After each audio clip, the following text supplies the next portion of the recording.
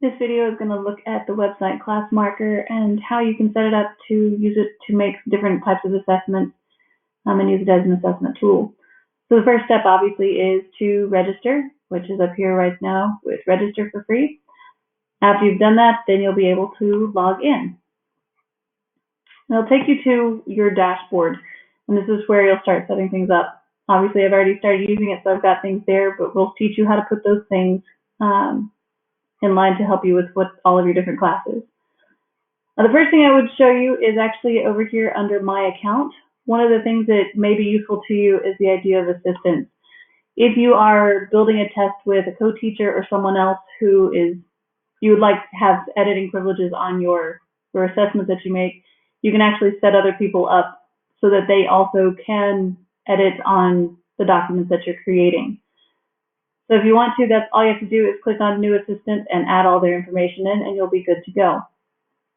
After that, if anytime you need to, you can go back to the dashboard, or you can go up to the different links that are the most common ones, with either test or groups being your most common places to go. So the first thing I'm going to look at is setting up your groups. For me, this is the different classes that I teach, and should be loading them in. I did separate mine a couple of different ways.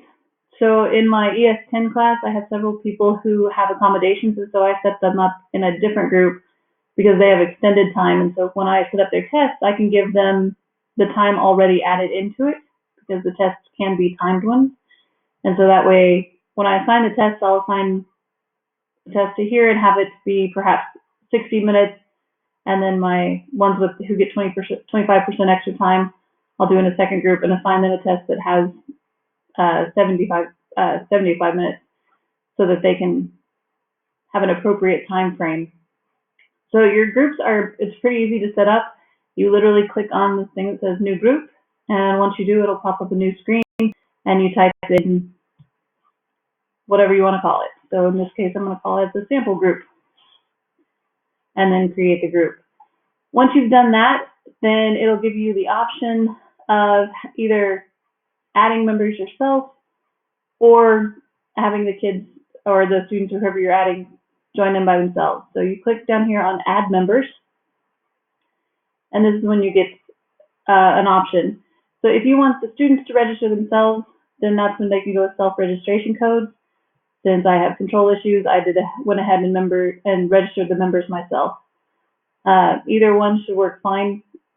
I went with this one. If you do that, then you come down here and you enter in their information. If you go ahead and enter their email, then you can actually email students from this account to let them know things like if their test is ready, or what their results were, and things like that.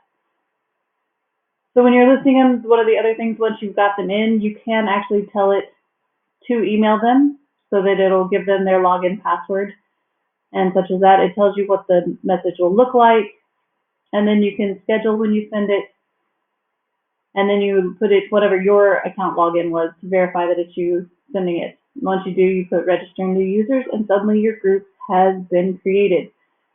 So once you've done that, it'll take you can take it back to the screen where you've got all of your classes listed, and you'll notice mine still has it. I didn't put any members in it, so at this point it'll tell me I have 0 members. But for your other classes, you can just have up there, and then you can either add to, take from.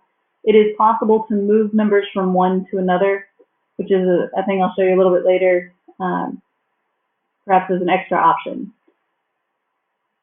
So in the next section, we'll actually look at how to build the questions and build tests as well.